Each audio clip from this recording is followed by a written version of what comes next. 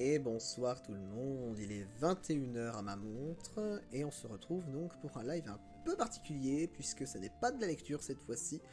Il va s'agir de deck building comme vous l'avez sûrement vu dans l'annonce si celle-ci vous est parvenue. Donc du deck building pour la sortie des nouveaux decks de structure, l'assaut d'Albaz.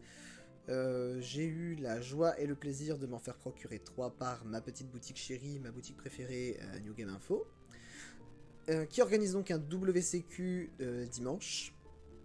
Il reste encore de la place, profitez-en, inscrivez-vous, faites ce qu'il faut pour. En tous les cas, ça va être une grande fête. Je suis personnellement impliqué dedans, donc je prêche pour ma paroisse, on va dire. Donc, deck de structure, l'assaut d'Albaz, comme vous le voyez ici. Attendez, voilà, regardez, ils sont beaux, ils sont magnifiques, voilà. Donc, 3 decks de structure, l'assaut d'Albaz. On est là pour donc deck build à partir uniquement de ces 3 decks. On rajoute rien à côté, on ne fait qu'avec ce qui se trouve dans ces decks de structure. Et donc, sans plus tarder, ce qu'on va faire, je vais vous dessiner le plan du live. On va en ouvrir un, on va découvrir les cartes, et puis après, ça sera plus facile pour appréhender en fait ce qui va être bon, ce qui va être plus à jeter. Je pense que c'est la meilleure façon d'appréhender la chose en fait, parce qu'il faut que vous sachiez absolument quelle carte fait quoi, si vous voulez comprendre. Salut tonton, comment vas-tu? Je suis content de te voir, comme d'habitude tu sauras, mais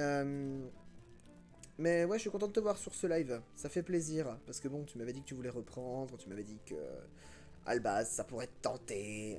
Bah écoute, ça tombe bien, ça va et toi, je suis prêt pour le build. Parfait ça, bah écoute, moi ça va pas trop mal.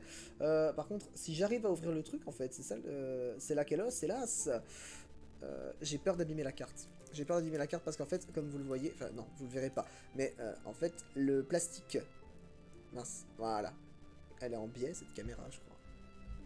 Peut-être. Le plastique est mis, enfin la légère languette à tirer, elle est sur le devant de la carte, sur le recto de la carte, et c'est tout le problème puisqu'on risque de saccager l'illustration en essayant de l'ouvrir.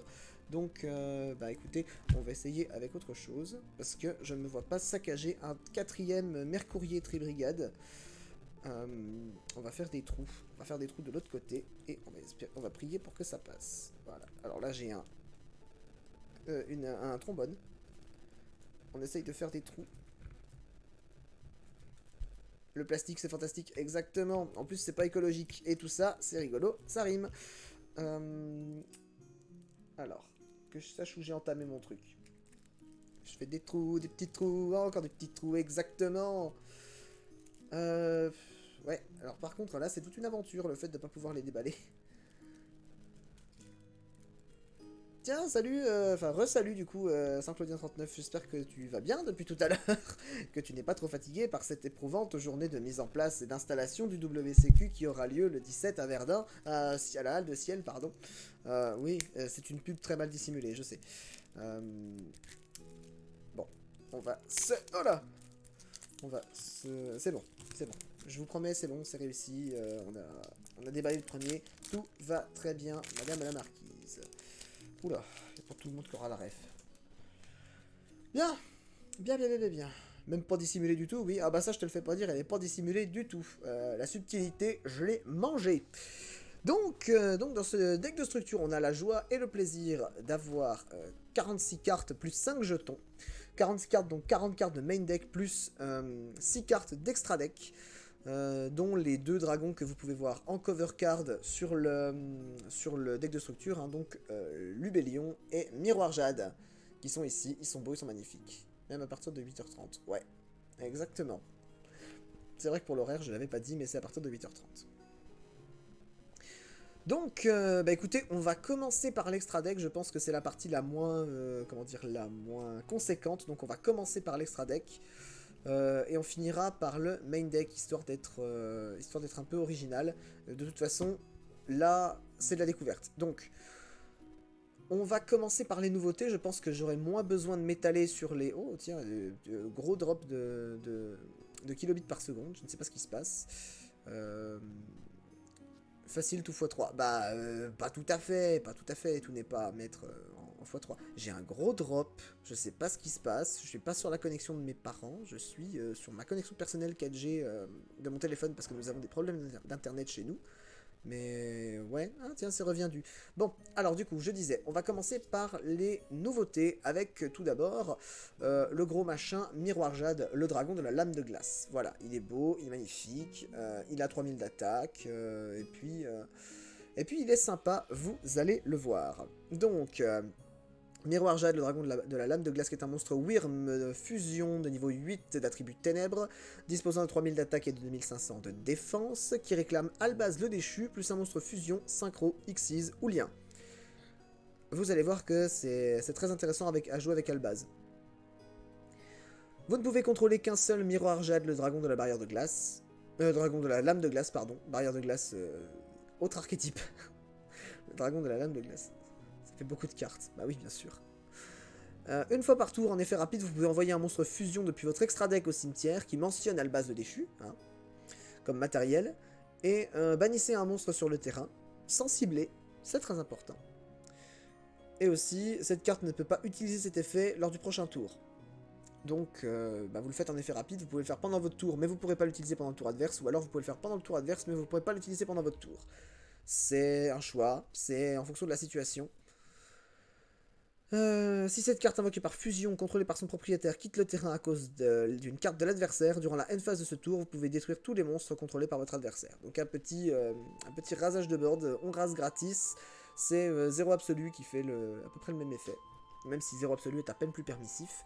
Mais là, pour le coup, Miroir Jade, intéressant. Je vais pas rentrer dans les ratios tout de suite, je veux qu'on découvre d'abord. Voilà. Donc, Miroir Jade dans un premier temps. Ensuite, mon petit préféré, des deux nouveaux, je pense que c'est le plus beau, mais ça n'engage que moi.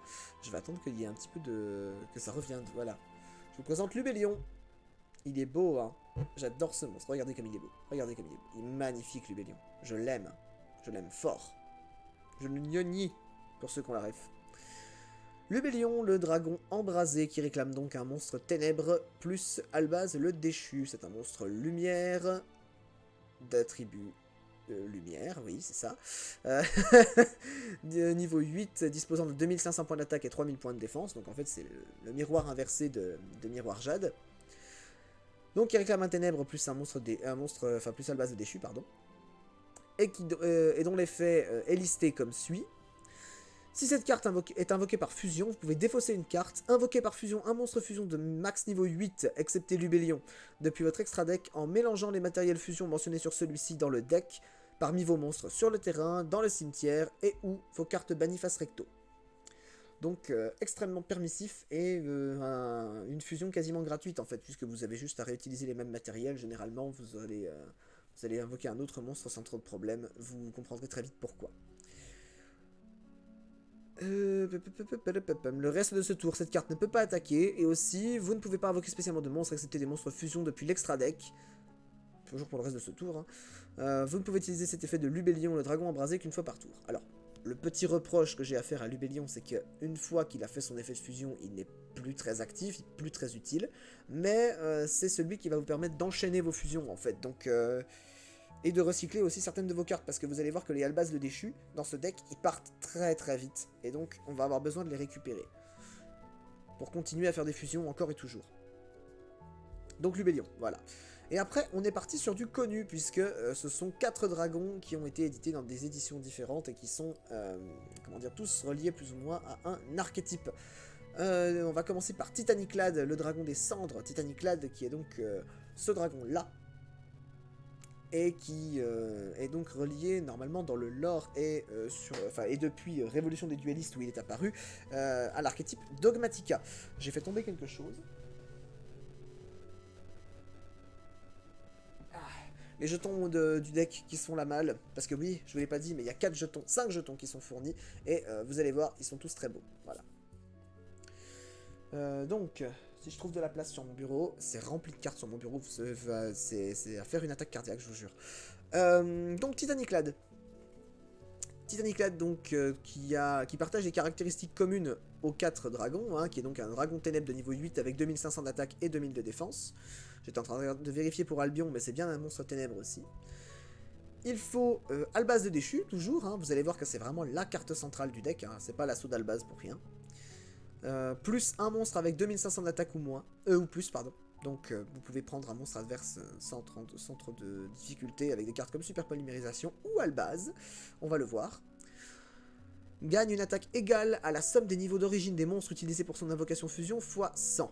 Sachant qu'Albaz est de niveau 4, il a au moins 2900 points d'attaque.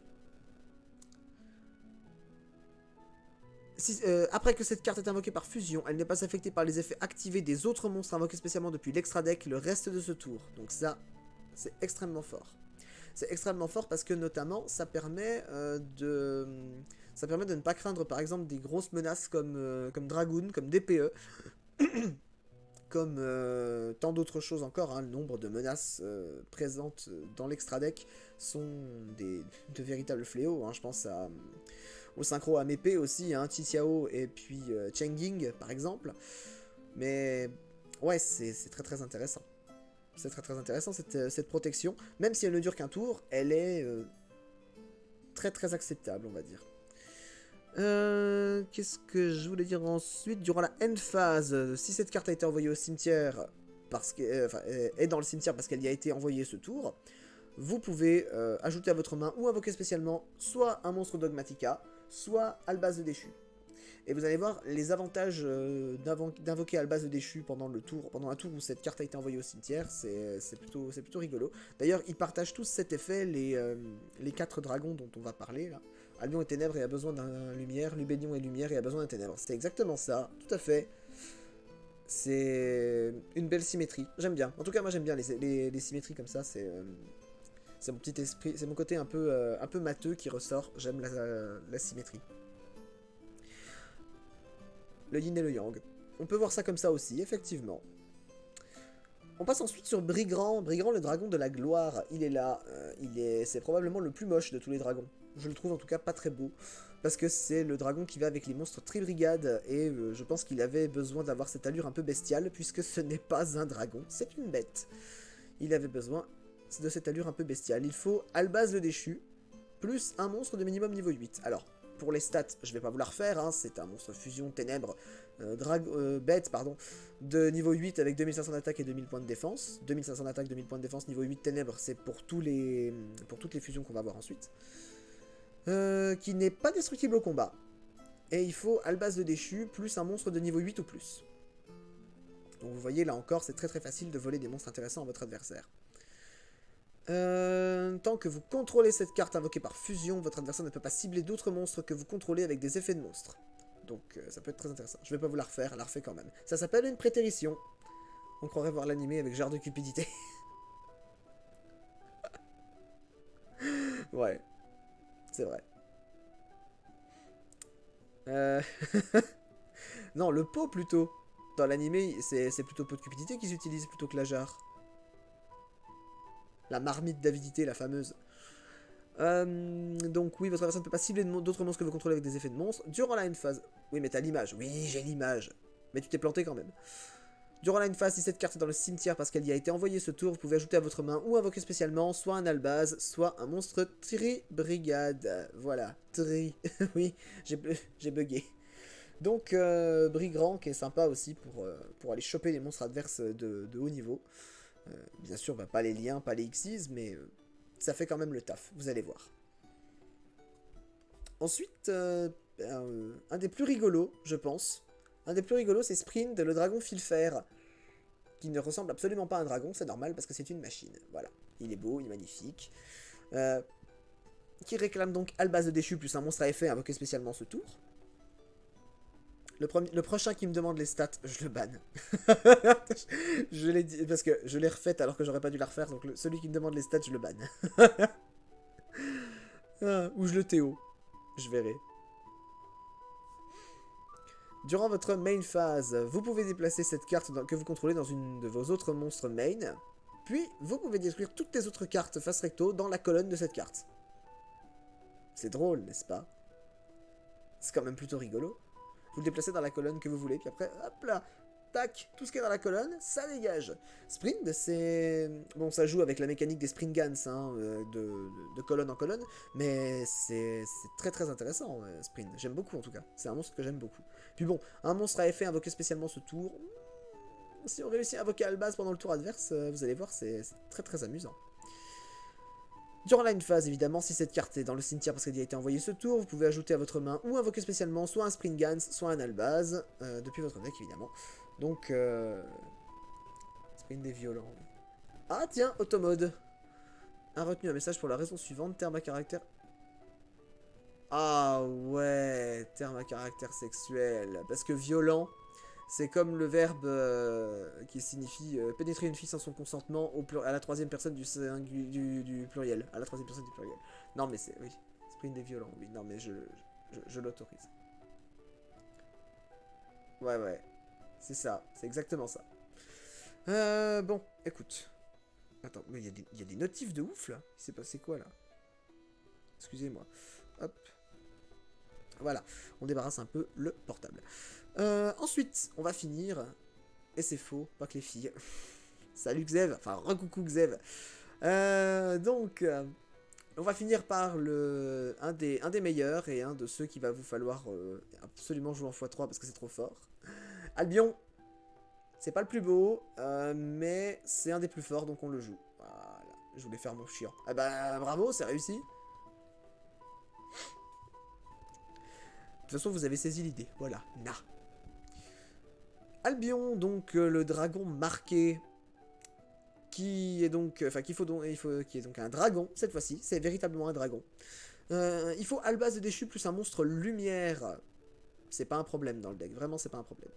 Si cette carte est invoquée par fusion, vous pouvez invoquer par fusion un monstre fusion de niveau 8 ou moins, Albion excepté, en bannissant les matériels depuis la main, le terrain et ou le cimetière. Donc, plutôt rigolo. C'est plutôt rigolo, Albion. J'aime bien. Parce que c'est une fusion qui refait une fusion. Vous voyez Lubellion, bah c'est pareil avec Albion, en fait. Parce que Lubellion permet d'invoquer Albion, et si vous avez les ressources nécessaires, Albion permet d'encore invoquer une fusion derrière. Ça peut faire 3 fusions dans le même tour, ça peut être assez violent. Enfin, je pense que vous l'avez vu venir. Après, on peut le faire dans l'autre sens aussi, et c'est même d'ailleurs peut-être même plus rigolo comme ça. Albion banne les cartes qu'il faut pour invoquer Lubellion. Lubellion renvoie les cartes qu'il faut, enfin qu'on a utilisées pour la fusion dans le deck, et on fait une troisième fusion avec. Et comme ça, on n'a pas perdu de ressources. Donc ça peut être très très rigolo comme ça, dans cet ordre-là. Et enfin, bien sûr, durant la phase, si cette carte est dans le cimetière parce qu'elle a été envoyée ce tour, vous pouvez ajouter à votre main ou poser une magie piège marquée directement depuis le deck. Je dois AFK, je après. Pas de problème, Zev, à tout à l'heure. Donc posez une magie piège marquée et vous allez voir l'importance que ça a aussi de poser des magies pièges marquées parce que c'est, on va dire, le grand gimmick des magies pièges de ce deck. Maintenant qu'on a vu l'extra deck, on va passer au deck de base. Alors, je souhaitais commencer par les nouveautés, mais on parle de lui depuis tout à l'heure et c'est la star du deck, donc on va commencer plutôt par Albaz. Albaz le déchu qui est donc une réédition. Vous voyez, il est beau, il est magnifique Albaz. Voilà, regardez, hop là. Ouais, il est beau, Albaz. Je l'aime. Donc, Albaz le déchu, un dragon de niveau 4 d'attribut ténèbres disposant de 1800 points d'attaque et 0 points de défense. 0 points de défense, c'est intéressant. Parce que dans une version autre que celle que je vous propose, vous pouvez le récupérer sur Cauchemar récurrent, c'est très drôle. Donc, c'est un dragon qui vous dit que s'il est invoqué normalement ou spécialement, sauf durant la damage step, vous pouvez défausser une carte et invoquer par fusion un monstre fusion depuis votre extra deck en utilisant les monstres sur au moins l'un des terrains. Donc ça veut dire que vous pouvez utiliser des monstres sur le terrain de votre adversaire aussi. Cette carte incluse évidemment comme matériel fusion, mais vous ne pouvez pas utiliser d'autres monstres que vous contrôlez comme matériel fusion. Donc Albaz tout seul de votre côté, et au moins un monstre sur le terrain en face. Vous ne pouvez utiliser cet effet d'Albaz le déchu qu'une fois par tour. Alors, on a commencé par lui, parce que je vous en parle depuis tout à l'heure, c'est vrai, toutes les fusions le réclament. Et vous allez très vite, et du coup vous comprenez très vite pourquoi, parce que, enfin pourquoi les matériels de fusion des fusions Albaz sont aussi permissifs, c'est tout simplement parce que ça permet d'aller piocher sur le terrain de l'adversaire assez facilement, avec beaucoup d'aise. On a des monstres lumière, on a des monstres ténèbres qui sont les attributs les plus répandus du jeu. On a des monstres de niveau 8 ou plus qui sont généralement les gros boss monsters des archétypes. On a des monstres invoqués spécialement dont on ne peut pas faire, à côté desquels on ne peut absolument pas passer depuis fort longtemps maintenant. On a encore, maintenant que j'y pense, des monstres synchro, fusion, Xyz ou lien. Pareil, on peut pas passer dessus depuis qu'ils sont sortis. Qu'est-ce qu'on a encore pour Titanic là? Des monstres avec 2500 d'attaque ou plus. 2500 d'attaque, pareil, c'est les gros bourrins. Ça peut être, c'est pour ça que c'est extrêmement intéressant d'aller choper des monstres sur le terrain adverse. Surtout qu'en plus, c'est un effet, vous l'avez entendu, qui ne cible pas. Donc, toutes les protections, excepté la protection aux effets de monstres et aux effets de cartes en général, ne seront d'aucune utilité contre ce monstre. Donc, c'est plutôt intéressant. Après, non utilisable comme matériel fusion, bon, bien sûr, mais c'est pas tout le monde qui a ce genre de restriction. La restriction au ciblage est déjà plus présente, on va dire. Mais maintenant qu'on a vu la star, on va parler de tout ce qui gravite autour, à commencer par le Mercourier Tribrigade, qui n'a absolument pas sa place dans un deck Tribrigade, tout comme Kit Springans n'a pas sa place dans un deck Springans, et Amépée l'Adoré qui n'a absolument pas sa place dans un deck Amépée. Sauf pour aller chercher Dogmatica, enfin non, pas Dogmatica Ecclesia la Vertueuse, c'est Formidable Ecclesia l'exilé, je crois. Donc Mercourier Tribrigade, un monstre bête ailé d'attribut ténèbres, disposant de 800 points d'attaque et de 0 points de défense pour un niveau 4, dont l'effet est rédigé comme suit. Lorsque votre adversaire active un effet de monstre, tant que vous contrôlez un monstre fusion qui mentionne Albaz de déchu comme matériel, très facile à avoir dans ce deck, vous allez voir, effet rapide, vous pouvez envoyer cette carte depuis votre main face recto, enfin main ou terrain face recto au cimetière, un peu comme Ghost Ogre finalement, annuler l'effet. C'est très drôle que ça annule uniquement l'effet et pas l'activation, puisque tous les effets qui disent vous ne pouvez activer qu'un machin par tour, et l'activation est effectivement passée, elle s'est résolue, mais elle s'est résolue sans effet, donc voilà, vous êtes privé du reste. Vous êtes privé de la bonne partie de l'effet. Et puis, par contre, petit bémol de fait, ça n'annule que l'effet, donc pas l'activation. Ça n'est donc pas activable en damage step. C'est un peu dommage, mais on va dire qu'on fait avec les moyens du bord, et la carte est quand même pas mauvaise du tout. Si cette carte est bannie, vous pouvez ajouter un Albaz de déchu ou un monstre qui le mentionne, excepté Mercourier Tribrigade, depuis votre deck à votre main. Donc, c'est une tuto. Typiquement, dans un deck qui jouerait Invitation des Ténèbres, ce serait une cible prioritaire à bannir, Mercourier, puisque en même temps, quand vous aurez banni votre Mercourier, vous allez chercher dans votre deck Albaz en même temps. Donc ça aurait pu, enfin ça peut faire un plus absolument sympathique. Sachant que ça comble le gros défaut d'Invitation des Ténèbres, qui est généralement de bannir un monstre ténèbres, et puis se retrouver parfois dans une position plus délicate qu'avant de piocher. Ce qui est assez rare, mais qui peut arriver. Donc Mercourier, sympa. La meilleure nouveauté selon moi, dans les monstres bien sûr, parce qu'on sait que les magies pièges, on n'attend que ça, parce que c'est trop fort, la fusion est juste débile, mais d'abord, Kit Springans. Donc Kit Springans, vous voyez, Kit a changé d'allégeance, elle était chez les Tribrigades avant, elle est passée chez les Springans, parce que c'est un peu dans le lore, je crois, elle fait un peu copain-copain avec les deux bandes, si vous voulez. À la base, Kit vient des Springans, je crois. Qui est donc une bête de niveau 4 d'attribut ténèbres disposant de 1700 points d'attaque et 1000 points de défense, et qui dit que si vous avez un monstre fusion qui mentionne Albaz de déchu comme matériel sur votre terrain ou dans votre cimetière, vous pouvez invoquer spécialement cette carte depuis votre main. Donc déjà, un extender, on dit oui. Si cette carte est invoquée normalement ou spécialement, vous pouvez ajouter à votre main une de vos magies pièges marquées qui est bannie dans votre deck ou dans votre cimetière, puis placer une carte de votre main au-dessous du deck. Je sais pas si vous vous rendez compte de la puissance de la carte. Parce que, à moins d'être la seule carte de votre main, auquel cas c'est pas très intéressant d'activer son effet, à moins d'être la seule carte de votre main, elle vous permet d'aller chercher n'importe quelle magie piège marquée qui vous intéresse, et Dieu sait qu'il y en a, pour tout de suite en faire quelque chose en fait. Et ça va chercher la carte la plus adaptée à la situation, et parmi les magies pièges marquées, elles sont nombreuses à s'adapter à une situation, même si généralement on préfère aller chercher la fusion du marqué, la fameuse fusion dont je vous parle depuis quelques minutes, et qui est véritablement la pierre angulaire de ce deck. Hors Albaz, j'entends, mais en tout cas en termes de magie, c'est la pierre angulaire du deck. Et bien sûr, vous ne pouvez utiliser chaque effet de Kit Springans qu'une fois par tour, et heureusement d'ailleurs. Donc vous voyez que Kit, en plus d'avoir un body totalement acceptable pour un niveau 4, c'est un excellent monstre. Vous vous doutez sans doute hein, que c'est un monstre qu'on va jouer en plusieurs exemplaires et pas forcément en jouer que 2. Kit est né chez les Tribrigades et est devenu la mécanicienne des Springan. Ah d'accord, ok. Eh ben je prends l'info pour le lore. Très bien. Les gens qui ont joué à Master Duel savent. J'ai pas joué à Master Duel, donc je ne sais pas. On passe ensuite chez une autre famille de monstres. On va passer chez les Amépées, avec Amépée la Dorée. Donc, ben, vous le voyez. Alors, on a Kit. Où est Kat? Eh ben, Kat, vous saurez que c'est le surnom d'un personnage de Yu-Gi-Oh! Zexal. Voilà. Cathy Catherine, la femme chat. La beste. Donc, Amépée l'Adoré, qui est un monstre de niveau 4, d'attribut lumière, de type magicien, qui est un synthoniseur. Donc soigneuse vu que machine, effectivement. Magicien synthoniseur disposant de 1800 points d'attaque et 1500 points de défense. Et dont l'effet est rédigé comme suit. Lorsqu'un monstre déclare une attaque, vous pouvez invoquer spécialement cette carte depuis votre main, et si vous le faites, annulez l'attaque, puis si vous contrôlez un monstre fusion qui mentionne à la base le déchu comme matériel, vous pouvez détruire le monstre qui a déclaré l'attaque. Sans cibler. Si un monstre est banni face recto, sauf durant la damage step, vous pouvez bannir cette carte depuis votre terrain ou cimetière, invoquer spécialement un monstre lumière magicien depuis votre main ou cimetière dont l'attaque est égale à sa propre défense. Vous ne pouvez utiliser chaque effet de Amépée l'Adoré qu'une fois par tour.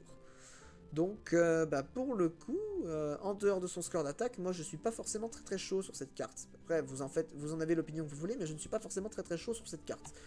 Donc, voilà, ma version sera peut-être un peu légère concernant ce monstre.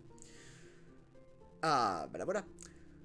On fait le tour des nouveautés ou on fait que les monstres d'abord? On va faire le tour des nouveautés, ça sera très bien. De toute façon, vous savez que c'est des cartes qui vont être jouées en plusieurs exemplaires chacune, donc encore que pas toutes. Pas toutes. Donc, ça fait un moment que j'en parle. La fusion du marqué, elle est là, elle est belle, elle est magnifique, et surtout, elle est puissante. Et vous allez comprendre pourquoi. Puisque la fusion du marqué, carte magie normale, vous dit que vous invoquez par fusion un monstre fusion qui mentionne à la base de déchu comme matériel depuis votre extra deck, en utilisant 2 monstres depuis votre main, deck et ou terrain comme matériel fusion. Vous ne pouvez invoquer spécialement de monstres, excepté des monstres fusion depuis l'extra deck durant le tour où vous activez cette carte, et vous ne pouvez activer qu'une seule fusion du marqué par tour. Et heureusement d'ailleurs. Je sais pas quoi dire. Très honnêtement, je sais pas quoi dire sur cette carte parce que c'est la Rolls des fusions. On a eu Fusion de la Destinée, avant elle Fusion aux yeux rouges, qui permettait de faire des fusions avec des monstres du deck. Très anciennement Fusion du futur. Du coup on la joue en une fois et encore en side. Voilà, exactement, parce que c'est pas forcément la carte qu'on veut voir en main. Ouais, en side, à la rigueur. Et encore, vraiment c'est parce que c'est pour faire honneur au deck, hein, parce que sinon je pense qu'on la jouerait même pas.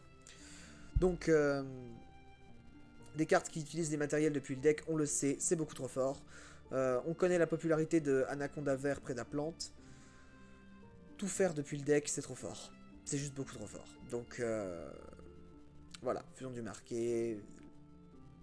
Une carte incroyable. Une carte incroyable, que j'aime beaucoup. On trouve ensuite chez les pièges, puisque oui, une seule nouveauté chez les magies, mais quelle nouveauté, vous l'avez vu, et donc chez les pièges, une épée du marqué. Voilà. Donc, petit piège normal qui demande à ce qu'on bannisse un nombre de votre choix de magie piège marqués depuis votre cimetière, invoquez spécialement autant de jetons lames de glace, qui sont des dragons ténèbres de niveau 8 avec 2500 d'attaque et 2000 de défense. Vous pouvez bannir cette carte depuis votre cimetière, puis cibler un de vos monstres bannis qui est Albaz de déchu ou qui le mentionne, ajoutez le monstre à votre main. Vous pouvez utiliser qu'un effet de épée du marqué par tour et uniquement une fois le tour. Alors, je suis... Le deck s'appelle Albaz Strike, pas marqué Strike. Ouais, bah oui. Surtout que généralement, marqué pour moi c'est Despia. Hein. C'est très, on va dire, très orienté Despia, théâtre du... Enfin, les marqués, les cartes marquées. Donc... Albaz aurait-il un lore plus profond avec Despia que l'on ignore? Oh là là, c'est mystérieux. Et du coup, bah, je suis partagé sur cette carte parce que oui, elle fait beaucoup de... On va dire qu'elle peut faire des jetons qui sont sympathiques, hein, parce que 2500 de patates pour des jetons, c'est sympa. Mais... Bon, ouais. Je sais pas si je la jouerai. Très honnêtement, je sais pas si je la jouerai. Honnêtement, dans la première version que j'ai faite que j'ai un peu potassé de l'assaut d'Albaz en pur, je ne la joue pas. Et je pense que ça sera encore le cas ce soir, je ne la jouerai pas. Ensuite, un contre-piège, parce que vous savez que j'aime les contre-pièges. Châtiment du marqué.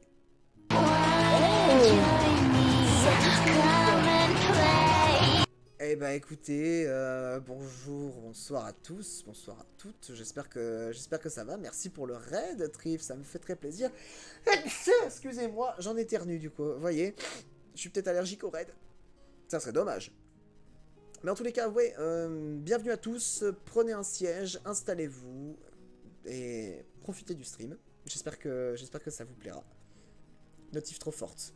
Ah bah oui, la notif est trop forte, oui, ça ça m'a fait un peu mal aux oreilles. Mais c'est pas grave. C'est Get Jinxed, hein. On l'a vu à fond dans les oreilles. Notif trop forte. Oh, est-ce que ce serait pas ton fifu? Est-ce que ce serait pas ton fifu? Vous savez, le fifu est un animal aquatique nocturne. Il me semble que c'est celui-là. Je crois que je l'ai liké sur Twitter. Tu le dis bien. Oui, je sais que je le dis bien. Le fifu. Il y a de l'entraînement. J'ai la ref. Ah oui, il a la ref. Ça, c'est pas le Wakte. Ça doit être le... Insupportable. Du coup, le châtiment du marqué. C'est bien lui. Eh ouais, j'en étais sûr. Je sais que ton Wakte, il est pas comme ça.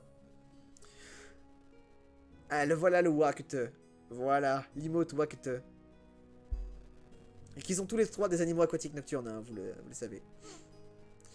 De fait, le châtiment du marqué est un contre-piège qui vous... Oui, d'ailleurs, j'étais en plein dans mes explications pour les personnes qui viennent d'arriver. Donc, on est sur un deck building de l'assaut d'Albaz avec uniquement les decks de structure. Et donc, pour les personnes qui ne connaissent pas les nouvelles cartes, je suis en train de les expliquer, de les passer en revue. C'est un peu bête, vous arrivez à la fin des nouvelles cartes, bon, vous n'arrivez pas à la fin de la decklist heureusement, mais vous arrivez à la fin des nouvelles cartes, donc va falloir aller voir la rediff parce que je pense pas tout répéter, parce que sinon ça va être compliqué si je dois tout répéter à chaque fois qu'il y a des personnes qui arrivent. Fin du live, let's go un deuxième raid. Pour que j'éternue encore, c'est ça? De fait, châtiment du marqué, donc un contre-piège bien sympathique qui dit que lorsqu'une carte magie piège ou un effet de monstre qui inclut un effet qui invoque spécialement un ou plusieurs monstres est activé, vous le renvoyez à l'extra deck. Enfin, vous renvoyez à l'extra deck, pardon, un monstre fusion que vous contrôlez ou deux monstres fusion dans votre cimetière qui mentionne à la base de déchu comme matériel. Et si vous le faites, vous annulez l'activation. Et si vous faites ça, vous détruisez la carte. Tu répètes tout. Oui, je répète tout, mais non. Pas tout quand même. Non. Non.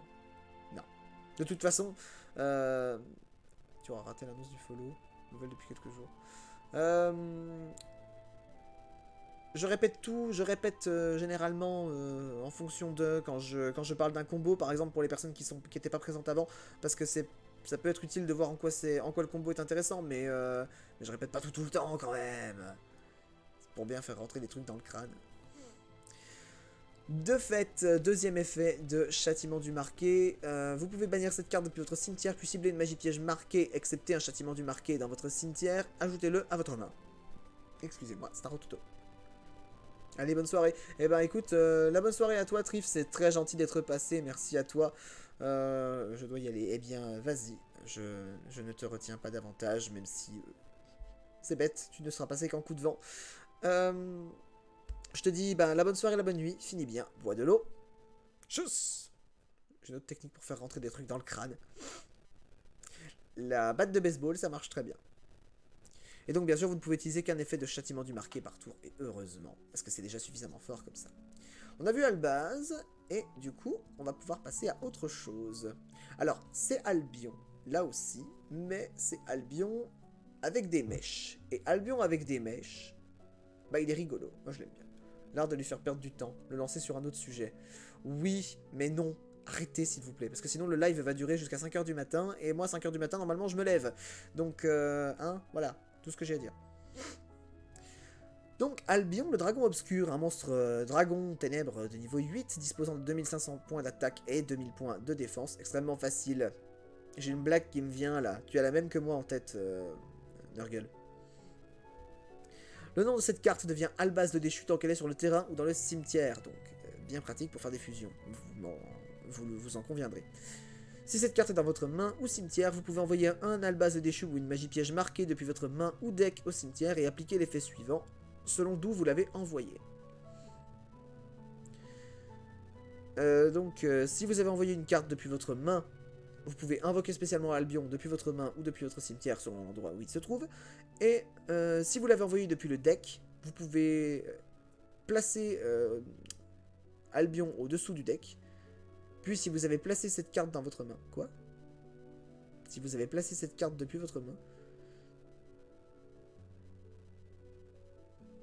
Attendez, mindfuck. Excusez-moi, c'est vrai que là, pour le coup, je suis un peu perdu. Une magie piège marquée depuis votre deck au cimetière. Donc oui, l'effet c'est d'envoyer une magie piège marquée ou un albaz depuis le deck au cimetière. Et donc si vous avez envoyé la carte depuis le deck au cimetière,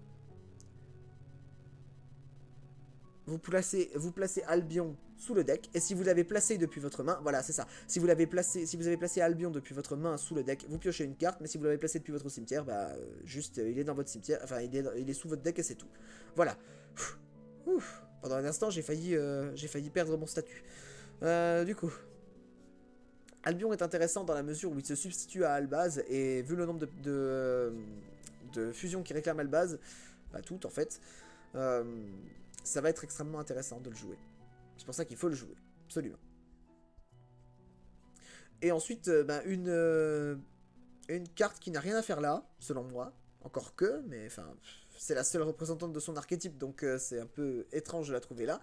Dogmatika, Fleur de Lys, l'Adoubé.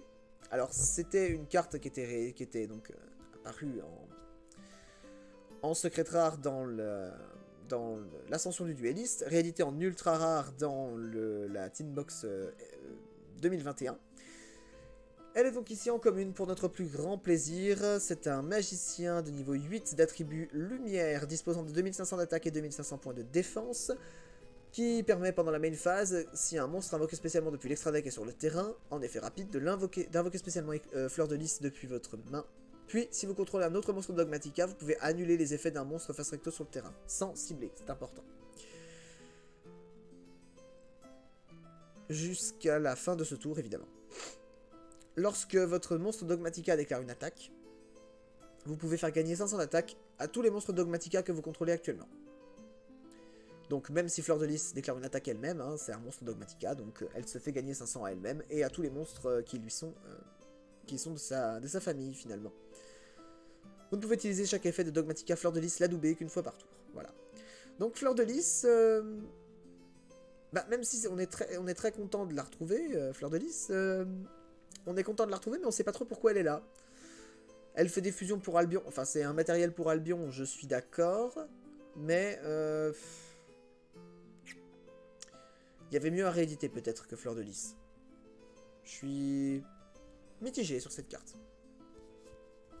Ah. Le grand, le beau, le puissant. Le magnifique. Le réédité. Pas avec le bon artwork, mais on va dire que tant pis, c'est pas grave. Red Eyes Darkness Metal Dragon, aka Dragon sombre métallique aux yeux rouges pour les francophones. Dragon sombre métallique aux yeux rouges, donc, qui était devenu assez difficile à trouver parce que ça fait un moment qu'il n'a pas été réédité, ou en tous les cas, les rééditions récentes, elles coûtent encore assez cher, enfin, elles coûtaient encore assez cher, notamment sa seule version alternative, enfin, avec un artwork alternatif en commune, qui coûtait quand même, je sais plus, hein, je crois que c'était quelque chose comme 5 € pièce, hein, pour une commune, c'est beaucoup. Qui est donc un dragon de niveau 10 d'attribut ténèbres, disposant de 2800 points d'attaque et 2400 points de défense, qui donc peut s'invoquer spécialement depuis la main en bannissant un dragon face recto que vous contrôlez. Vous ne pouvez invoquer spécialement Red Eyes Darkness Metal Dragon qu'une fois par tour de cette façon. Durant votre main phase, vous pouvez... On en reparle de mon Veiler en commune. Ah bah ton Veiler en commune, oui j'étais surpris aussi, effectivement. Ah bah oui, c'est parce que c'est celui de la LC5D je crois. Je crois qu'il était dans LC5D. C'est normal, parce que les collections légendaires, elles valent toutes leur pesant de cacahuètes. Durant votre main phase, vous pouvez invoquer spécialement un monstre dragon, excepté lui-même, enfin un monstre de son nom, donc dragon sombre métallique aux yeux rouges, depuis votre main ou cimetière. Sans cibler évidemment, hein, puisque ça peut invoquer space depuis la main, on va pas cibler dans la main. C'est extrêmement fort. C'est extrêmement fort, mais est-ce que j'irais jusqu'à le jouer dans Albaz? Il serait plus à sa place dans un autre deck selon moi. Alors bon, bien sûr, c'est un monstre de minimum niveau 8, donc pour sprint c'est bien. C'est un monstre avec 2500 d'attaque ou plus, donc pour Titanic Lad c'est bien. C'est un monstre ténèbres, donc Lubellion il est content. Ouais, il y a des raisons qui font qu'on peut vouloir le jouer. Mais généralement on n'utilisera pas nos monstres pour faire des fusions. Donc, moins intéressant selon moi. Ensuite, on va parler de Roi du Tonnerre, le Kaiju coup d'éclair. Il y a deux Kaiju qui sont disponibles dans ce deck, donc Roi du Tonnerre dans un premier temps, et Radiant, je spoil, pour le deuxième. Roi du Tonnerre dans un premier temps, bah là pour le coup, je vais même pas vous détailler les effets, parce que concrètement c'est des effets qui fonctionnent avec les compteurs Kaiju, et on ne joue pas avec les compteurs Kaiju dans ce deck, donc vous en aurez pas besoin. Mais c'est un monstre qui s'invoque sur le terrain adverse en lui sacrifiant un monstre, donc... intéressant de notre point de vue, hein, puisque vous pouvez vous débarrasser d'une menace adverse, un truc qui pourrait vous annuler votre effet d'Albaz par exemple, tout simplement en sacrifiant le monstre adverse et puis en disant tiens, cadeau. Oh bah c'est gentil un monstre à 3300, dis donc 3300 de patates, j'espère que t'es bien couvert, hein. Attends bouge pas, Albaz, effet Albaz, je défausse, je fusionne avec Roi du Tonnerre, Albion. Voilà, ça peut faire des choses, ça peut faire des choses. C'est à ça que servent les kaiju dans ce deck, hein, bien sûr. Et ils sont deux, donc l'avantage c'est que si vous donnez un kaiju à votre adversaire, vous pouvez en récupérer un sur votre terrain. Au revoir Dragoon, exactement. Au revoir Dragoon, au revoir DPE, au revoir Héros de l'Ultime, au revoir Chang-Ying, souverain suprême de l'âme épée. Il y a tellement de trucs. Au revoir Baronne de Fleurs. C'est exactement ça. Mais donc, oui, Roi du Tonnerre, le kaiju coup d'éclair, je crois que c'est un niveau 9. Que je compte correctement, oui c'est un niveau 9, d'attribut de lumière de type tonnerre, disposant de 3300 points d'attaque et 2100 points de défense, voilà. J'ai pas besoin d'en dire plus, de détailler les effets davantage, puisque comme je vous l'ai dit, ça joue avec les kaiju. Les compteurs kaiju, pardon, et les compteurs kaiju, on n'en joue pas. Ensuite, petite réédition qui fait plaisir en commune, même s'il était disponible pour pas grand chose en Duel Overload avec un artwork alternatif qui était bon, pas très beau, mais on faisait avec, c'est Levianir, dragon du chaos. Alors, il est beau, hein, franchement, il est beau. Donc c'est un monstre de niveau 8, dragon d'attribut ténèbres, disposant de 3000 points d'attaque et de aucun point de défense. Hein, des monstres à 0, on aime ça, hein, franchement, on aurait aimé voir cauchemar récurrent dans ce deck. Qui n'est donc ni invocable normalement ni posable normalement, et qui doit d'abord être invoqué spécialement depuis votre main en bannissant 3 monstres lumière et ou ténèbres de votre cimetière. Lorsqu'elle est invoquée de cette façon, vous pouvez appliquer un des effets suivants, vous pouvez activer l'effet qui vous permet d'appliquer un des effets selon ce que vous avez banni. Si vous n'avez banni que des lumières, vous pouvez invoquer spécialement un monstre de votre cimetière en position de défense, donc un reborn gratuit qui en plus ne cible pas. Si vous n'avez banni que des ténèbres, vous pouvez mélanger une carte au hasard de la main de votre adversaire dans son deck. Ce qui est très sympa, un petit effet Showstrap un peu moins fort parce que Showstrap avait le bon avantage de choisir. Mais un petit effet Showstrap comme ça, c'est toujours assez rigolo. Et si vous avez banni des lumières et des ténèbres, vous pouvez détruire 2 cartes sur le terrain, sans les cibler. Max 2 cartes. C'est drôle les Vianir. On fait des trucs avec les Vianir. Ça peut être un bon finisher, mais pareil, j'en vois pas trop l'utilité. Ah oui, dernière précision, vous pouvez pas attaquer le tour où vous faites... Enfin, vous pouvez pas attaquer avec les Vianir le tour où vous faites un de ses effets. Enfin, son effet est que vous appliquez un de ses effets. Voilà. Donc, important à souligner. Et puis bon, 3000 de patates. Alors, peut-être qu'on le joue, peut-être qu'on peut le jouer, oui, c'est une option envisageable. C'est à tester. Moi, je le jouerai pas, mais c'est à tester. Radiant, kaiju multidimensionnel. Alors, je vais passer très vite dessus parce que c'est un kaiju. C'est sa seule utilité dans ce deck, hein, de sacrifier un monstre adverse et puis tiens, voilà un kaiju.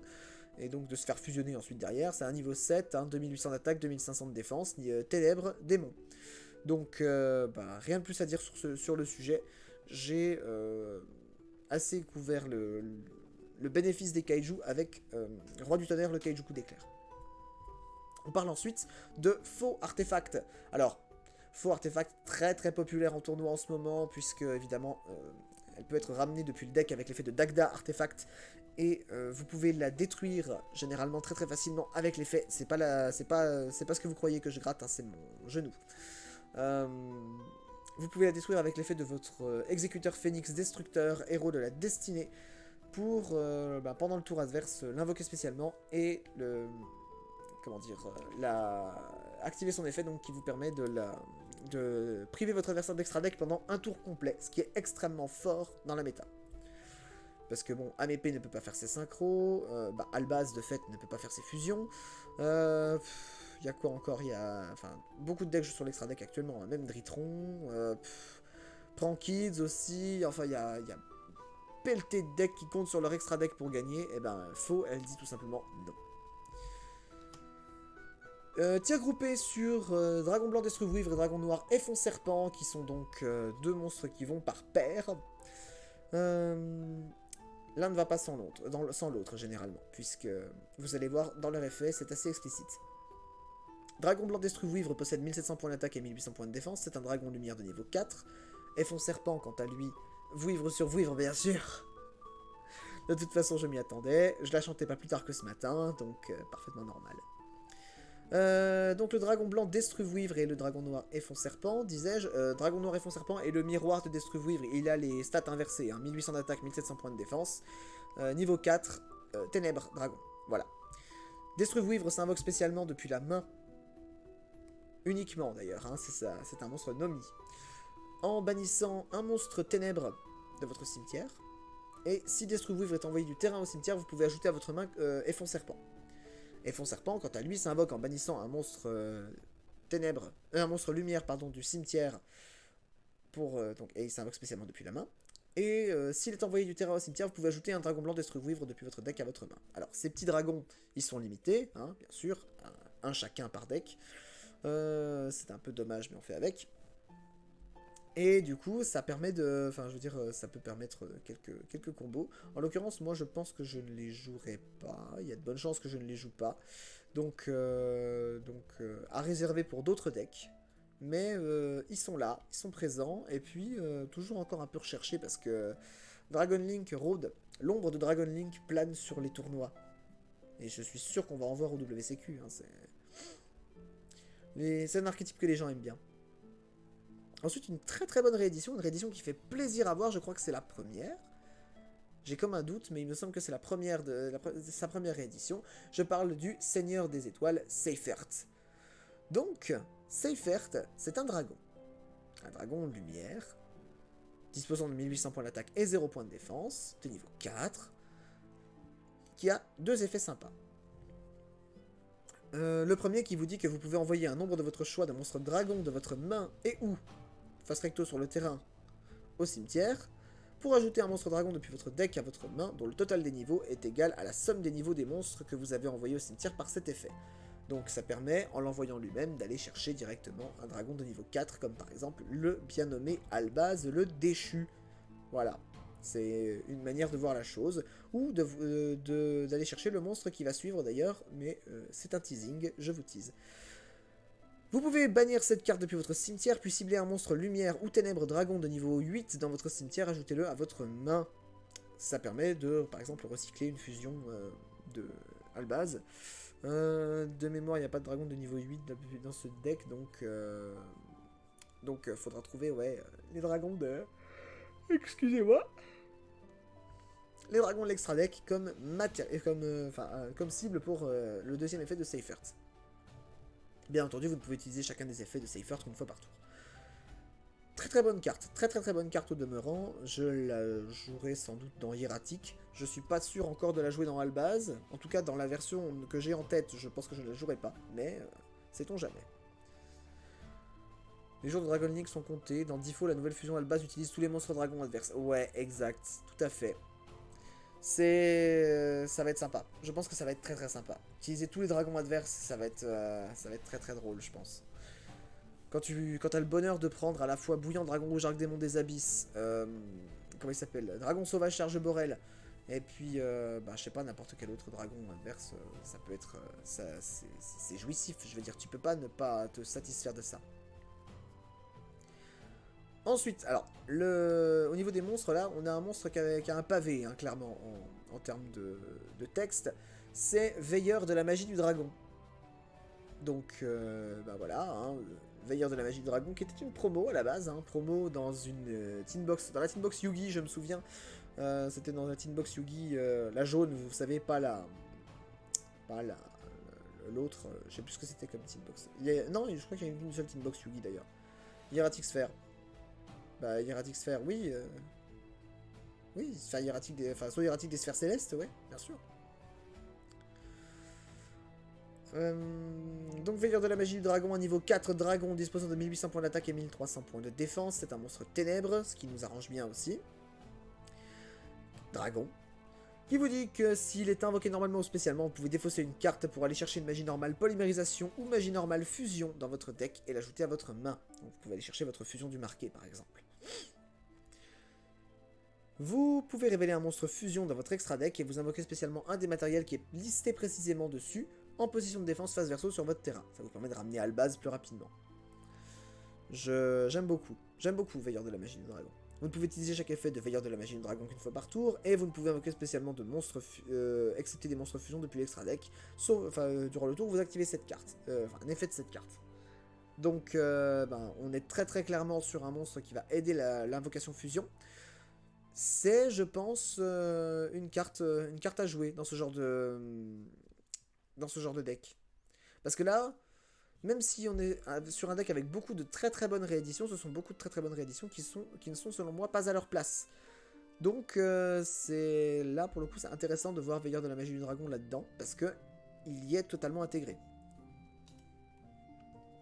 Prêtre invocateur ensuite, prêtre invocateur que on ne présente quasiment plus, sorti à la base dans le deck de structure, l'ordre du magicien, 16e deck de structure si je me souviens bien. Prêtre invocateur, c'est un monstre magicien de niveau 4 d'attribut ténèbres disposant de 800 points d'attaque et 1600 points de défense, qui passe en défense lorsqu'il est invoqué normalement ou par flip, qui n'est pas sacrifiable, et qui vous permet une fois par tour pendant votre tour de défausser une magie pour invoquer spécialement un monstre de niveau 4 depuis votre deck, spécifiquement niveau 4, pas niveau 4 ou moins. Niveau 4 donc depuis votre deck et qui ne pourra pas déclarer d'attaque ce tour. Ça vous permet d'invoquer Albaz depuis votre deck. Vous faites une fusion, vous défaussez à nouveau une carte et après fusion, hop c'est parti. Un poil trop lent le prêtre invocateur et puis vu les magies marquées qu'on a, vu les magies qu'il y a dans le deck, je pense qu'on peut se permettre de ne pas le jouer. Je fais un tir groupé sur les deux hand traps qui sont disponibles dans le deck, à savoir Ogre Fantôme et Lapin des Neiges et Illusionniste d'effet. On est chanceux d'avoir des hand traps dans ce deck, bien sûr. C'est pas Ash Blossom, la bien nommée qu'il y avait dans le deck de structure Soulburner, mais on s'en contentera. On aurait bien aimé voir Belle, tiens, en commune. Ça aurait été drôle. Mais non, on a donc les Sempiternels, Ogre Fantôme et Lapin des Neiges, et Illusionniste d'effet, qui est donc un gros habitué des decks de structure depuis quelques temps maintenant. Ogre Fantôme donc qui se défausse ou qui s'envoie au cimetière depuis la main ou le terrain pour détruire une carte qui vient d'activer son effet alors qu'elle était déjà face recto sur le terrain. Je refais la nuance parce que beaucoup semblent l'oublier de temps en temps. Il faut que la carte soit déjà face recto sur le terrain. C'est une activation initiale de carte, c'est-à-dire quand vous la retournez face recto ou quand vous l'activez depuis votre main ou même ailleurs, sauf depuis le terrain, ça ne compte pas comme une activation où la carte était déjà face recto. On peut utiliser cet effet d'Ogre Fantôme et Lapin des Neiges qu'une fois par tour, et ai-je besoin de mentionner qu'il s'agit d'un psychique lumière de niveau 3, synthoniseur de son état, disposant de 0 d'attaque et 1800 points de défense. Je passe ensuite sur Illusionniste d'effet, vous le connaissez tout aussi bien que moi, bien sûr, petit synthoniseur magicien de niveau 1, d'attribut lumière et disposant d'une attaque et défense nulle. L'illusionniste d'effet dit que pendant la main phase de votre adversaire, vous pouvez le défausser, cibler un monstre contrôlé par votre adversaire, un monstre face recto, et vous en annulez les effets jusqu'à la fin de ce tour. C'est évidemment pas limité, vous pouvez activer plusieurs copies d'illusionniste d'effet dans le même tour, donc c'est plutôt rigolo. On va terminer les monstres avec un monstre, pareil, une réédition tout à fait bienvenue, puisqu'il s'agit d'Omnidragon Brotor. Omnidragon Brotor qui était donc disponible en secrète et en ultra. Omnidragon Brotor, qui est donc un dragon de niveau 1, disposant de 0 points d'attaque et 0 points de défense, et d'attribut ténèbres, qui vous dit que si un monstre que vous contrôlez est détruit au combat ou par un effet de carte de votre adversaire, vous pouvez invoquer spécialement Brotor depuis le cimetière si elle y était quand le monstre a été détruit, ou depuis votre main, même si elle n'y était pas. Donc, techniquement, vous pouvez, si ça arrive au cours d'une chaîne et que et que après la destruction, vous avez pioché dans la même chaîne, hein, évidemment, vous pouvez activer l'effet de Brotor, même s'il n'était pas dans votre main au début. Voilà. Ça fait partie des petites subtilités qui entourent ce genre d'effet. Donc vous pouvez l'invoquer spécialement, mais vous le bannissez s'il quitte le terrain. Et lorsque Brotor est invoqué spécialement, vous pouvez cibler un monstre face recto sur le terrain, défausser une carte, et si vous le faites, vous ajoutez un monstre depuis votre deck à votre main, de même type et de même attribut que le monstre que vous avez ciblé. Alors, Omnidragon Brotor est un dragon ténèbres, comme Albaz. Quel coup de bol. Je dis ça, je dis rien. Bien sûr, vous ne pouvez utiliser chaque effet de Brotor qu'une fois par tour, n'abusons de rien. Je pense pas la jouer, mais c'est intéressant. La carte est très intéressante, et encore une fois, je pense qu'elle n'est pas à sa place.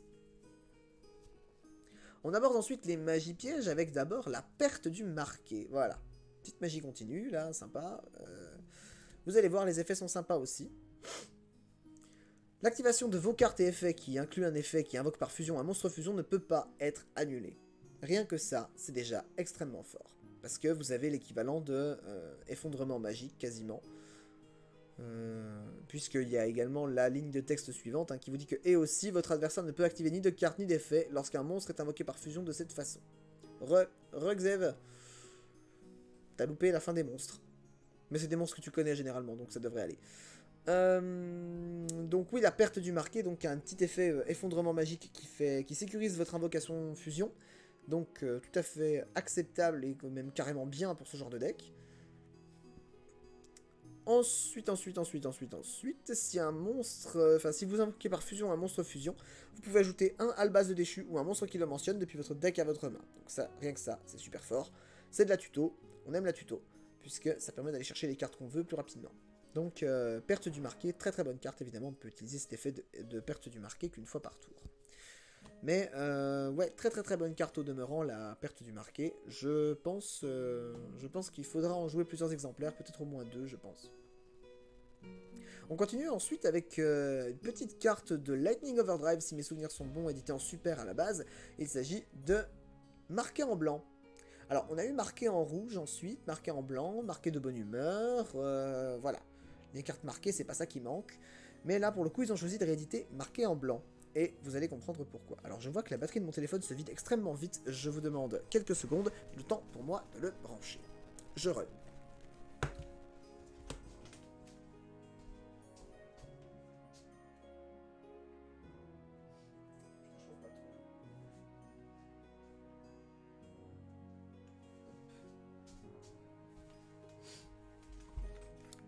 Il était en surchauffe, le pauvre. Du coup, marqué en blanc, disais-je. Marqué en blanc, ah oui, je sais pourquoi. Je sais pourquoi il chauffe. C'est parce que je fais un partage de co avec mon ordinateur parce que j'ai des problèmes d'internet. Voilà.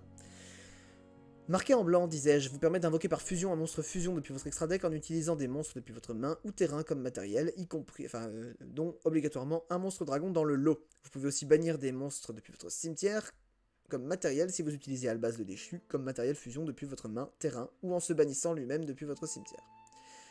Durant la phase, si cette carte est dans le cimetière parce qu'elle y a été envoyée pour activer l'effet d'Albaz le déchu ce tour, vous pouvez la poser. Donc, intéressant. Intéressant, marqué en blanc. Ça fait une fusion. Une magie qui fait des fusions, généralement, on dit pas non. Mais là, pour le coup, l'effet d'Albaz se suffit tout à fait à lui-même, et je suis pas sûr que marqué en blanc soit une excellente option. La carte est assez mauvaise, je trouve, par rapport aux autres cartes qui font des fusions de l'archétype marqué. La carte, je la trouve assez mauvaise, et donc je pense qu'on la jouera pas. Une carte, en revanche, qu'on a des chances de jouer, c'est Lien du marqué. Parce que Lien du marqué, c'est très très intéressant, ça permet d'invoquer spécialement un de vos Albaz de déchu qui est banni dans votre main ou dans votre cimetière. L'effet a l'air de rien comme ça, mais en fait c'est du recyclage. Et le simple fait d'avoir Albaz qui passe de banni à sur le terrain, ça vous permet de l'utiliser 2 fois. Parce que probablement vous utiliserez Lubellion, probablement que vous utiliserez Albion aussi pour refaire des fusions derrière. Donc Lien du marqué est une carte qui est excellente dans ce deck, et donc il faut impérativement la jouer selon moi. Et en jouer plusieurs copies, évidemment. Alors ensuite, on trouve des cartes qui sont peut-être un peu plus génériques et qui sont pas forcément très orientées correctement pour ce genre de deck. Je parle de Portail de Fusion qui permet d'utiliser des monstres depuis le terrain ou la main comme matériel en les bannissant pour invoquer des monstres fusion, enfin des fusions. C'est... Ouais... Bannissement, je suis pas top. Enfin, c'est pas quelque chose qui me botte dans ce deck en fait. Donc je pense que je jouerai pas Portail de Fusion. De même que je ne jouerai pas l'autre magie terrain présente dans ce deck, à savoir Usine de recyclage fusion. Probablement parce qu'on ne peut pas activer le premier effet, qui vous permet d'ajouter polymérisation. On pourrait l'activer parce qu'il y a Fusion Alternative, qui est la prochaine carte d'ailleurs, je vous spoil. On pourrait l'activer parce qu'il y a Fusion Alternative qui permet. Enfin, qu'on peut aller chercher puisqu'elle est toujours traitée comme polymérisation. Mais on en ferait un usage bien moindre. On en ferait un usage bien moindre selon moi, donc pas super intéressant à jouer, d'autant que bon, l'effet en end phase de récupérer un matériel fusion, il est très très sympa, mais comme on invoque en priorité Lubellion et Albion, bah, récupérer un matériel fusion depuis le cimetière, soit il est ban, soit il est dans le deck, donc pas très intéressant, vous me le concéderez.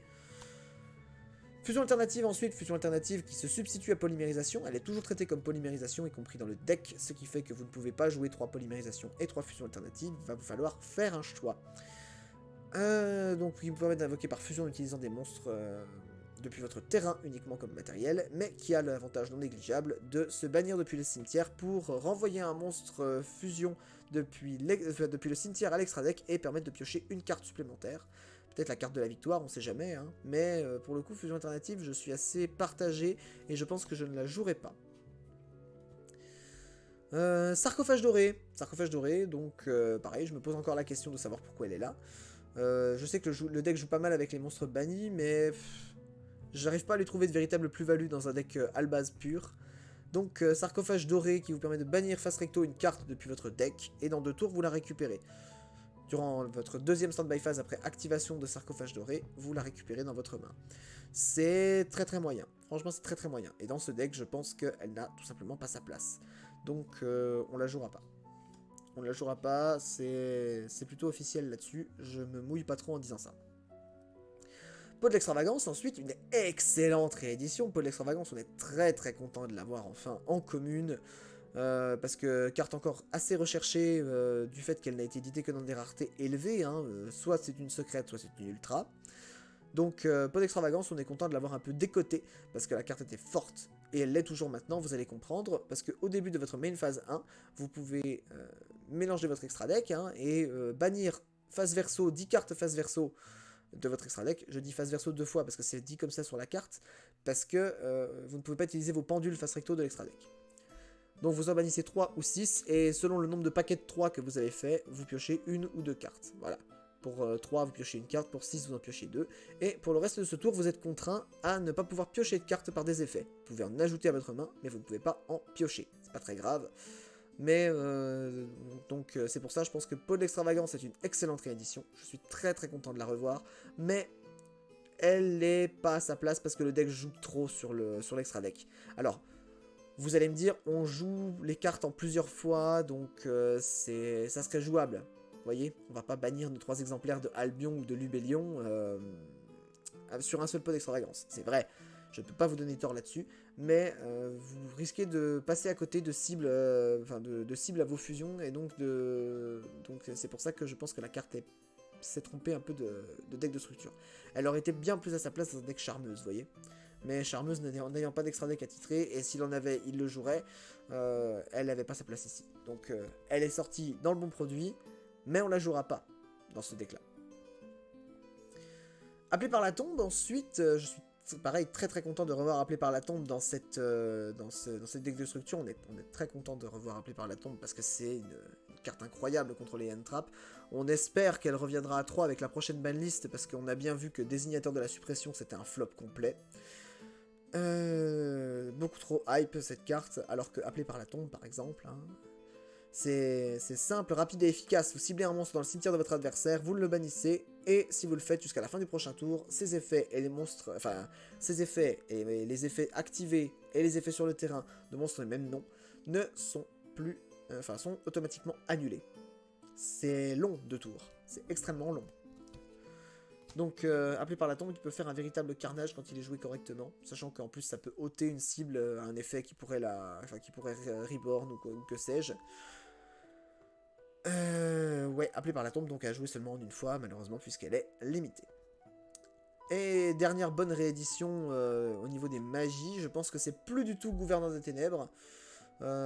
Très très très bonne carte, plus du tout, une carte que j'apprécie énormément, j'adore plus du tout Gouverneur des Ténèbres, je trouve son effet extrêmement puissant, du fait que vous pouvez, enfin votre adversaire ne peut pas, enfin aucun joueur ne peut répondre avec des effets de monstre à l'activation de cette carte, vous annulez tout ce qu'il y a en face, et c'est tout. Vous annulez les effets de tous les monstres en face, votre adversaire ne prend pas de dégâts ce tour, c'est pas très grave, ça fait mal de s'en prendre deux en un tour. On sait, Xev, c'est bon, ne remue pas le couteau dans la plaie. Oui, vous annulez les effets de tous les monstres face recto actuellement contrôlés par votre adversaire, et votre adversaire ne reçoit pas de dommages ce tour en contrepartie. Aucun joueur ne peut activer d'effet de monstre en réponse à l'activation de cette carte. Et du coup, je pense que c'est une des meilleures rééditions. Je la jouerai très probablement dans une version Go Second de ce deck. Et bien sûr, très très bon ajout à vos sides aussi, également, je pense. C'est une carte à posséder dans tous les cas. On passe du côté des pièges, il y en a 8, si je dis pas de bêtises, voilà, je sais encore compter. Donc deux pièges qui sont des pièges marqués. On a d'abord les cris du marqué. Voilà, regardez. Ah, il est beau, hein. Ah, il est beau. Si un monstre fusion a été envoyé à votre cimetière ce tour, invoquez spécialement de vos monstres fusion qui est banni ou dans votre cimetière. Durant la end phase, si elle a été défaussée pour activer l'effet d'Albaz ce tour, vous pouvez la poser directement depuis votre cimetière. Voilà, cri du marqué, tout simplement. Je serais assez critique avec les pièges parce que les pièges marqués sont pas très bons dans la mesure où ils font assez peu de choses finalement et qui n'aident pas vraiment la stratégie du deck. Je pense que je l'orienterai plutôt Go Second, histoire d'avoir des monstres à prendre chez l'adversaire pour pouvoir utiliser l'effet d'Albaz de manière optimale. De toute façon, il y aura des plus du tout dans ce deck, donc les effets de monstres adverses, c'est pas du tout un problème. Mais ouais, du coup, je serais assez critique sur les pièges, parce que pour le coup, c'est vrai qu'ils n'ont pas leur place. Je trouve qu'ils n'ont pas leur place dans ce deck. Il peut y en avoir, il y en aura quelques-uns, je pense, notamment le châtiment du marqué, parce que c'est une excellente carte. Mais ces pièges-là, non, ils valent pas le coup. Et d'ailleurs, la plus grosse fausse bonne idée de ce deck, c'est Fusion Nécro. Parce que Fusion Nécro, elle vous permet de faire une fusion pendant le tour adverse. En utilisant des monstres de votre cimetière comme matériel, vous les bannissez face verso et vous invoquez spécialement vous invoquez par fusion votre monstre. Alors Fusion Nécro, ça peut être une excellente idée sur le papier. Parce que, du coup, vous invoquez Lubellion, pendant le tour adverse, effet Lubellion, vous renvoyez des matériels. Vous invoquez Albion, effet Albion, vous bannissez 2, vous invoquez spécialement encore une fusion, vous avez fait vos 3 fusions dans le tour adverse, vous êtes content, vous faites vos trucs, mais ce que l'on semble oublier, c'est que les cartes sont bannies face verso. En tant que telles, elles ne sont rien de plus que des cartes face verso. Elles n'ont aucune caractéristique, ce ne sont que des cartes. Donc, le copain Lubellion, il va pas pouvoir s'en servir pour faire des fusions avec. Donc c'est des cartes qui sont définitivement perdues puisque vous n'avez pas de moyen de les récupérer. On va éviter. Je pense qu'on va éviter. Par contre, vous voyez, là il y a une carte qui est quand même très intéressante pour ce deck. C'est Retour au front. Une carte qui n'a l'air de rien comme ça, hein, qui vous dit vous ciblez un monstre dans votre cimetière, vous l'invoquez spécialement en position de défense. Ça n'a l'air de rien comme ça, mais c'est plutôt rigolo à faire pendant le tour adverse quand votre adversaire essaye de se mettre en place pour briser un combo par exemple. Puisque si vous réanimez Albaz avec cet effet, Albaz ayant un effet déclencheur, il pourra s'activer pendant le tour adverse également. Donc vous défaussez une carte, vous prenez un monstre adverse, un ou plusieurs d'ailleurs, hein, si vous avez une fusion qui en réclame plusieurs. Dans ce deck il n'y en a pas, mais à l'avenir. Et du coup, vous pouvez interrompre un combo extrêmement facilement de cette manière. Donc, par exemple, je sais pas, il y a des tas d'applications à faire de ce truc. Sur un monstre lien, par exemple, de votre adversaire qui peut vous poser problème. Sur, je sais pas, moi, sur un Aleister l'invocateur, pour éviter qu'il parte dans son délire Link 1, Almirage, Link 2, Link 1, Almirage, Link 1, Garna de sécurisation, puis qu'il fasse invocation. Donc, ça peut être extrêmement drôle de jouer comme ça, vous voyez ? Point d'avertissement ensuite, donc ancienne carte secrète rare, pardon, qui donc est rééditée ici pour notre plus grand plaisir. et qui dit que lorsqu'un ou plusieurs monstres sont invoqués, ce tour, les monstres face réaction ne peuvent pas attaquer, leurs effets sont annulés, et aussi ils ne peuvent pas être utilisés comme matériel pour une invocation fusion, synchro, Xyz ou Lia. On la jouera pas dans le deck. C'est lent, c'est trop lent. Mais c'est une bonne carte de side. Donc, éventuellement, on peut se construire un side deck avec point d'avertissement là-dedans. Carte chère à Eliania, puisqu'il la joue dans Force S. Je parle de il ne peut y en avoir qu'un. Il ne peut y en avoir qu'un qui, à titre personnel, m'enquiquine beaucoup, mais qui dans ce deck n'est pas véritablement ennuyeuse. Donc il ne peut y en avoir qu'un, chaque joueur ne peut contrôler qu'un monstre de chaque type. Et donc il doit envoyer, si au moment de l'activation il en contrôle plusieurs de chaque type, il doit envoyer des monstres sur son terrain de manière à ce qu'il n'en contrôle plus qu'un de chaque type. C'est pareil, je pense que c'est une carte de side. Parce que pour le coup, on va plutôt tenter de faire une version Go Second. Donc ça sera plus intéressant, je pense, de réserver les pièges pour du Go First. Barrière dimensionnelle ensuite, pareil, autre excellente carte de side, la barrière. Barrière dimensionnelle qui vous dit que vous pouvez déclarer un type de monstre, donc rituel, fusion, synchro, Xyz ou pendule. Et le reste de ce tour, aucun joueur ne peut invoquer spécialement de monstres de ce type de carte et les effets de ce type des monstres de ce type de cartes sont annulés, purement et simplement. Donc, barrière dimensionnelle, on pourra en activer qu'une par tour, heureusement. C'était très joué à l'époque de Zodiac pour le contrer. Il y a 1000 applications de barrière du Zodiac, barrière dimensionnelle. 1000 applications, littéralement. Et enfin, la toute dernière carte du deck, c'est Réveil du Dragon. Réveil du Dragon, je comprends sa place ici, j'ai pas envie de dire qu'elle est bien à sa place, mais en tous les cas, on peut pas dire que ce soit une mauvaise carte dans ce deck en soi. Si elle est posée et qu'elle a quitté le terrain à cause d'une carte de l'adversaire, tant qu'elle est en possession de son propriétaire, vous pouvez invoquer spécialement un monstre depuis votre deck ou extra deck. Sachant qu'aucune des fusions Albaz n'a de restriction sur son invocation, vous pouvez tout à fait invoquer par exemple Miroir Jade et donc bénéficier de ses effets directement. Ou alors invoquer Albaz depuis votre deck avec l'effet de Réveil du Dragon pour justement défausser une carte, prendre un monstre adverse et tout. Il y a des applications à Réveil du Dragon dans ce deck si vous voulez, mais déjà je trouve que c'est une carte extrêmement circonstanciée puisqu'il faut attendre que l'adversaire la détruise. Et encore une fois, on joue second, donc les pièges c'est à proscrire. Maintenant qu'on a fait le tour, ça va aller un peu plus vite parce que là, je suis passé j'ai passé quand même un peu de temps à décrire les cartes. Ça fait déjà 1h17 qu'on est en live. Je vais maintenant m'atteler à la construction et vous expliquer mes choix. Alors d'abord, ce qui serait bien, c'est que je puisse ouvrir mes emballages. Allez mon copain, pour la France.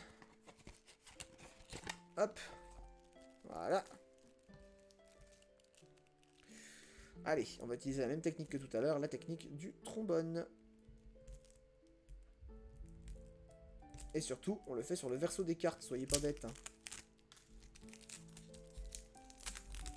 Ça serait bête d'abîmer un autre Mercourier Tribrigade. Ils ont rien demandé, les pauvres.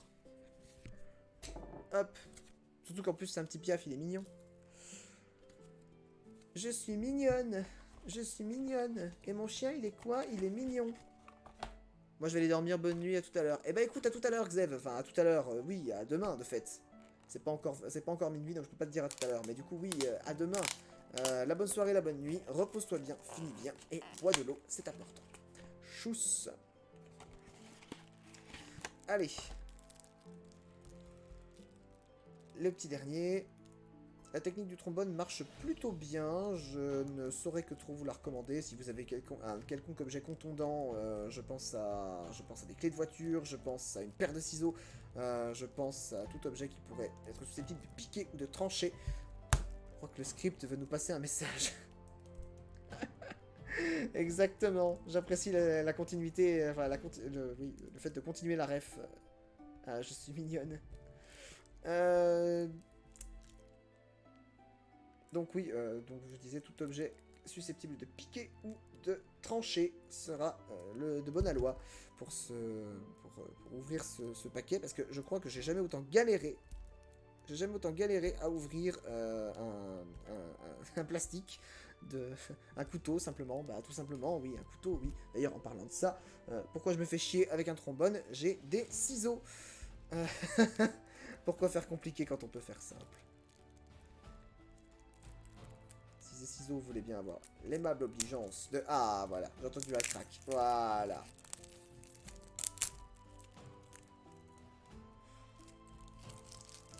Ah, punaise. Ah, bah, par contre, le problème de ce truc, c'est que ça fait des détritus. Hein. C'est vraiment pas très bon pour la planète. Yannick Jadot est furieux.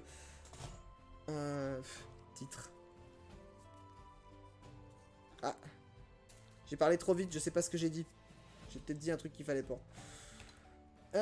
Pour ce qui est du... On va commencer par l'extra deck. On a commencé par l'extra deck tout à l'heure. On va commencer par l'extra deck maintenant, je pense. Donc, on a en tout 18 monstres. Puisqu'on a 6 dragons. Enfin, 6 fusions à la base. Qui sont proposés dans ce deck. On a 6 fusions.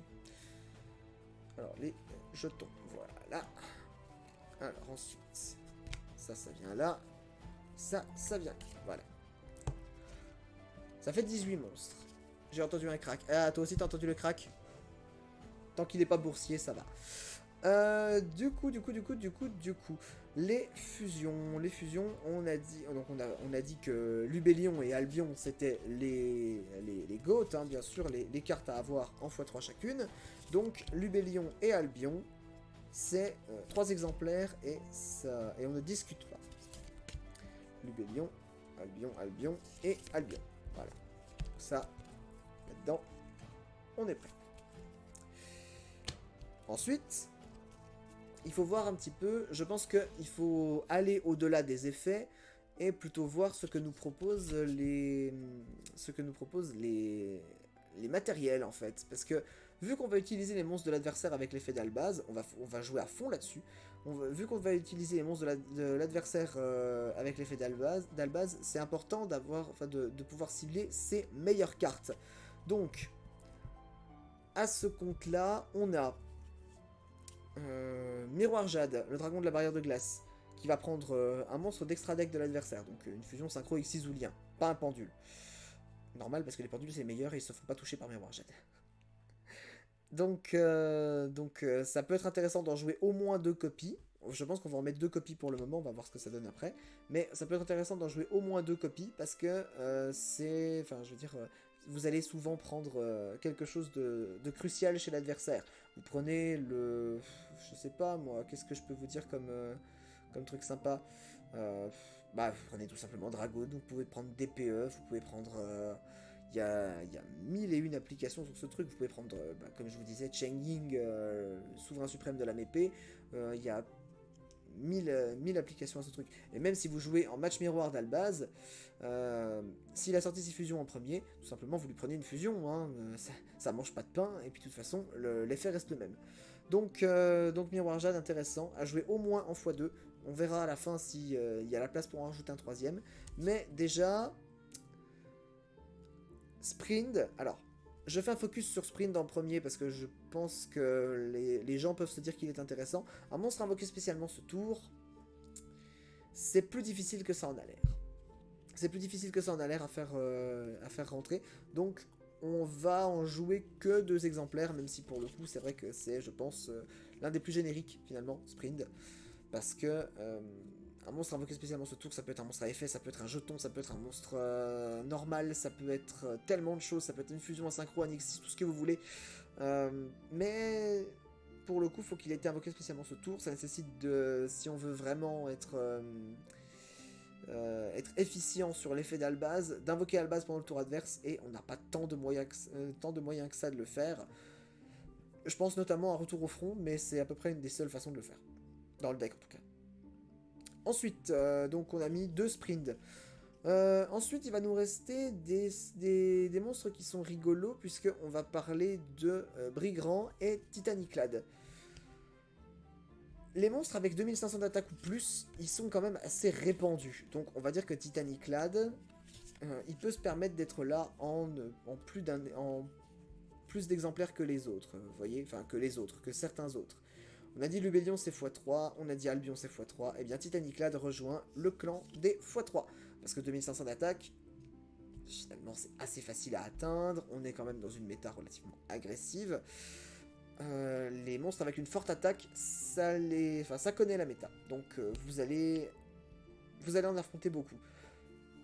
Et puis de toute façon, c'est toujours un moyen extrêmement pratique de se débarrasser d'un gros ton à moindre frais. Hein. Je vais pas mentir, se débarrasser de Dragoon comme ça, c'est très très drôle. Ça fait toujours très très plaisir, ce genre de truc. Reste Brigand, le dragon de la gloire. Alors Brigand, le dragon de la gloire, eh bien, en dépit de ses effets qui sont quand même assez intéressants, on va n'en jouer que 2 copies. Parce que déjà, on est limité sur la place en extra deck. Hein. Il y avait 18 cartes. Il en reste 3. Vous faites le compte 18 3, ça fait 15. Et on arrive au seuil des cartes proposées pour. Enfin, des monstres proposés pour l'extra deck.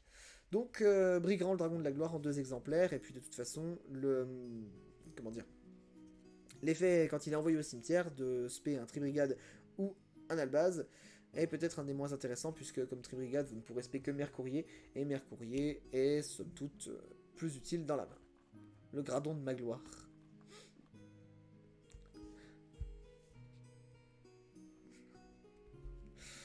Je vais rien dire. Surtout, faut pas lui donner ce qu'il cherche. On va passer au main deck, si vous m'en voulez pas. Hein. Je suis en train de faire comme si j'avais une longue chevelure, mais en fait c'est juste mon câble de casque. Petit rappel rapide, on a vu Mercourrier Tribrigade qui est donc un effet de negate et un effet de tuto s'il est banni. Alors, Mercourrier, pour le coup, je suis partagé. Partagé entre le fait d'en mettre 2 ou 3. Il y en aura 2, c'est une certitude. Il y en aura au moins 2, c'est une certitude. Maintenant, pour le 3e exemplaire, peut-être que c'est à voir. Je pense qu'on peut se permettre d'en jouer 3 parce que il y a un effet quand même qui est intéressant, qui permet de continuer les combos si vous l'utilisez par exemple avec Albion.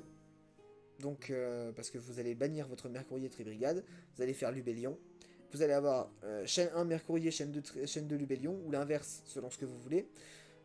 Si vous préférez que Lubellion passe en priorité et et soit moins sensible aux effets, vous allez blockchain en 1 votre Lubellion. Si vous préférez la tuto de Mercourrier, vous allez blockchain Mercourrier en 1. Donc Mercourrier Tribrigade, donc une negate. On aime les negates ici chez nous. Donc, il faut que j'arrête de dire donc. Le nombre de fois que je peux dire donc, c'est incroyable. Mais on aime les negates ici chez nous. Et du coup, le Mercourrier, on va peut-être en jouer 3. Allez, on dit qu'on en joue 3. On voit comment ça fonctionne après. Enfin, on voit où on en est. Mais on va en jouer 3. Kit Springans. Alors, Kit Springans, je vous en ai vanté les mérites encore et encore. Ça me paraît assez évident qu'on la joue en x3. Parce que Kit, déjà, bon bah, elle est mimi comme tout. Basket donc, lol. Bon sang, ça c'est de la chaussure. Kit, elle est mimi comme tout, mais on ne joue pas les cartes pour leur design, vous le savez.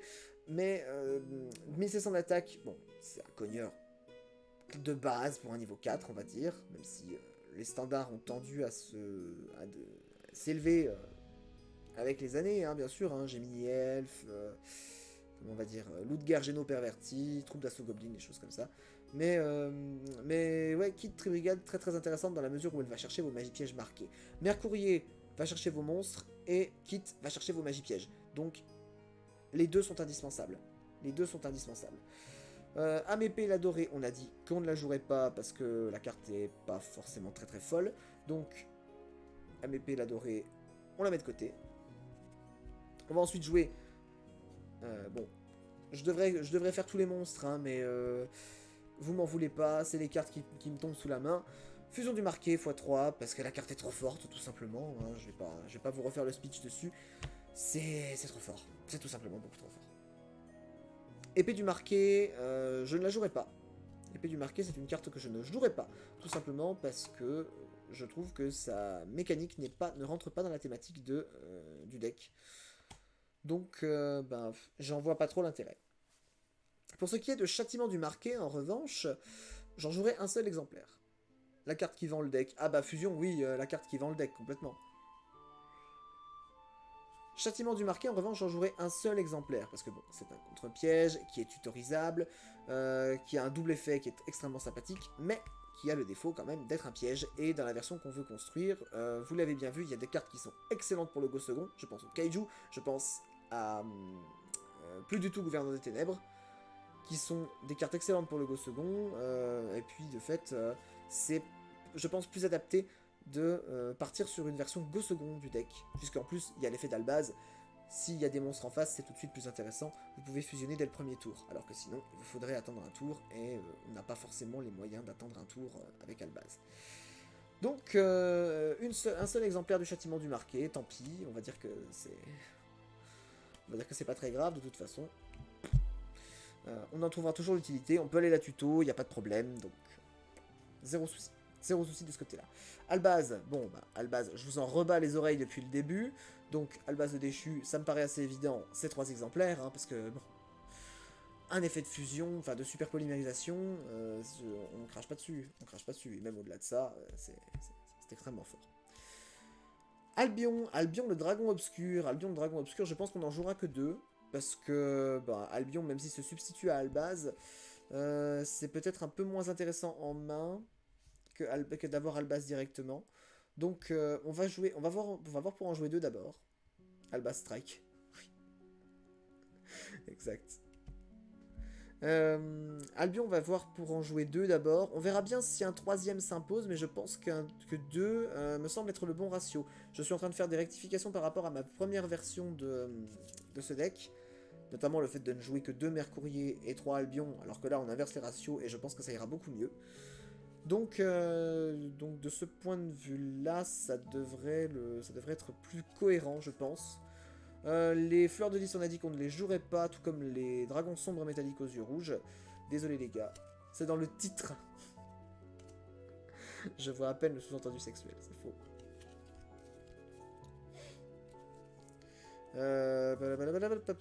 Allez hop, revenez là les copains, vous êtes gentils. Ensuite... Roi du tonnerre, le kaiju coup d'éclair. Alors les kaiju, je suis toujours assez partagé sur ce sujet. Je pense qu'on va jouer que Roi du tonnerre, le kaiju coup d'éclair, c'est parce que en fait, comment il s'appelle, Radiant n'est pas très bon. Radiant n'est pas très bon parce que il ne vous sert pas pour l'invocation de... J'ai oublié son nom. De Brigand, puisqu'il n'est que niveau 7. Et Brigand avec un monstre de niveau 8 ou plus. C'est une cible en moins, alors que Roi du tonnerre coche tous les critères. À part un monstre ténèbre pour Lubellion, évidemment.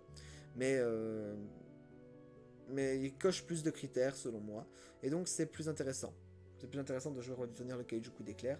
Et puis, de toute façon, on a largement la place pour jouer autre chose, donc on va pas se priver. Lévianir, on a dit qu'on ne le jouerait pas. Radiant, je viens de vous faire le speech. Je vais pas recommencer, promis. Hop. On a dit Radiant, ça dégage. Les kaiju, c'est bon. Mangez-en.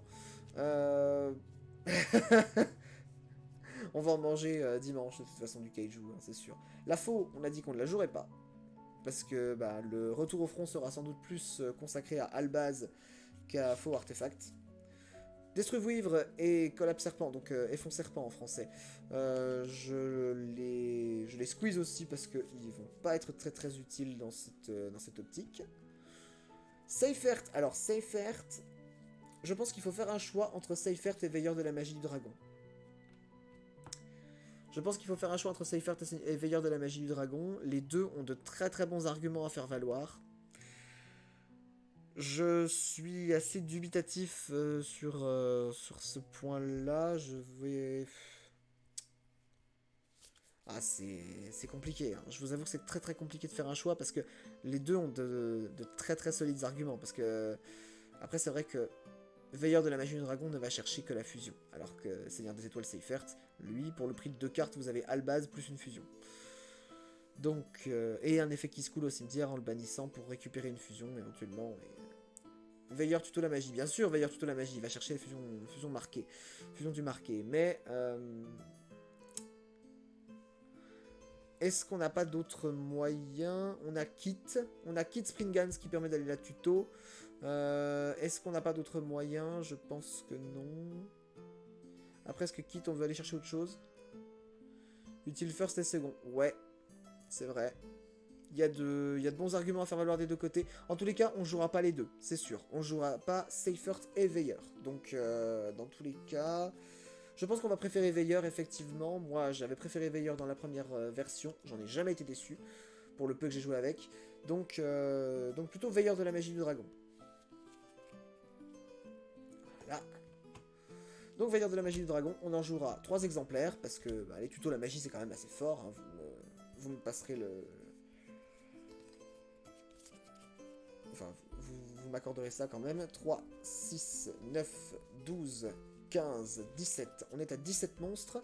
Qu'est-ce qu'il faut qu'on rajoute? Prêtre invocateur, c'est non, on a dit. Hop. Prêtre invocateur, c'est non. Ghost Ogre et Veiler. Alors, Ghost Ogre et Veiler, étant donné qu'on joue Ghost second, on va avoir besoin quand même d'embêter un peu l'adversaire avant qu'il fasse ses plays. Donc, je propose de jouer 3 de chaque. Ça porte le total de monstres à 23, ce qui est relativement acceptable. Donc, on va jouer 3 de chaque. Ça nous permet d'avoir 6 entraps, ce qui est pas trop mauvais, on va dire. Vous avez des chances raisonnables d'en ouvrir une en main de départ. Je vous renvoie pour les maths à la vidéo de Triff, de l'ami Triff sur le sujet à laquelle j'ai eu la joie et le plaisir de collaborer pour avoir le nombre, enfin la proba exacte de piocher une entrap dans une main de départ de 6 cartes. Vous verrez, c'est très amusant, on fait des petites blagues et tout. Bon, peut-être qu'on s'est un peu trop marré d'après un commentaire, mais voilà, on fait avec. Fin de l'instant pub. Omnidragon Brotor, on ne le jouera pas. La carte est très bonne, il n'y a pas de souci là-dessus, mais je pense pas qu'elle ait sa place dans ce deck. Donc Brotor, c'est non. On a fini pour les monstres, et donc on va passer chez les magies. Alors déjà, perte du marqué, je pense qu'on en jouera 3 exemplaires. Parce que, perte du marqué, tout simplement pouvoir protéger vos effets de fusion, un effet qui permet d'invoquer spécialement, qui permet d'aller chercher Albaz dans le deck quand vous faites une fusion, c'est très très fort, ça permet de ne pas vous arrêter en fait, tout simplement. Donc perte du marqué, très très fort, même si les effets ne se cumulent pas, c'est bien dommage, et ben, dans un sens c'est peut-être mieux comme ça. Les ratios, j'ai déjà entendu ce concept, je n'y adhère pas. Sur Twitter, ça veut dire autre chose, ratio.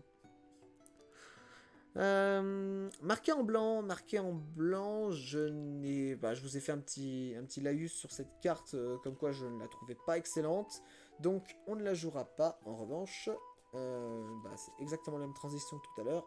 En revanche, on jouera lien du marqué, et lien du marqué, je sais pas si on en met 2 ou 3 exemplaires, parce que ça permet de faire du recyclage, et le recyclage, c'est cool, recycler, vous verrez, c'est bien.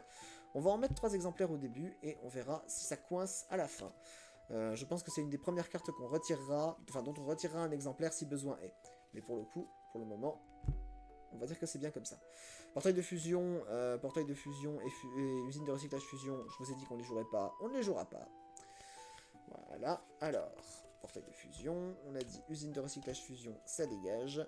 Fusion alternative, même si elle permet de faire du recyclage, et tant pis.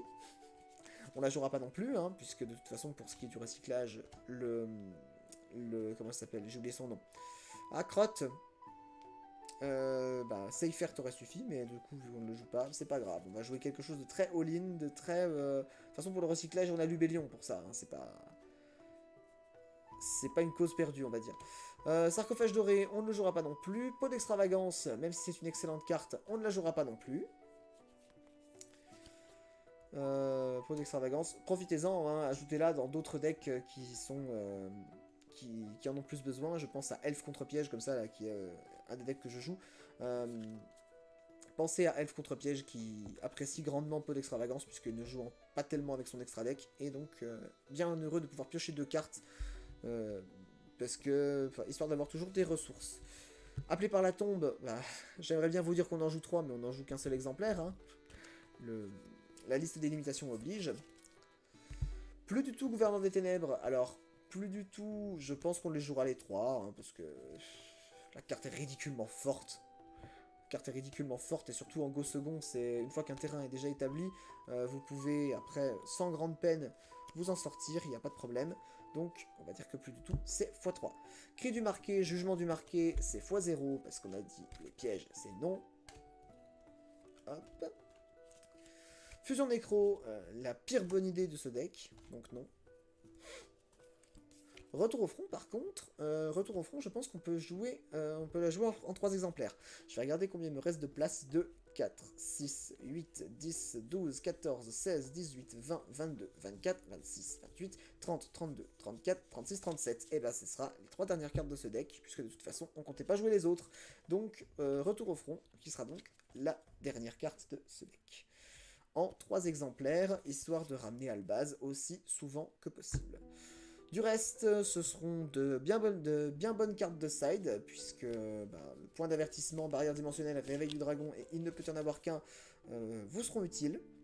À n'en pas douter, vous leur trouverez forcément une maison.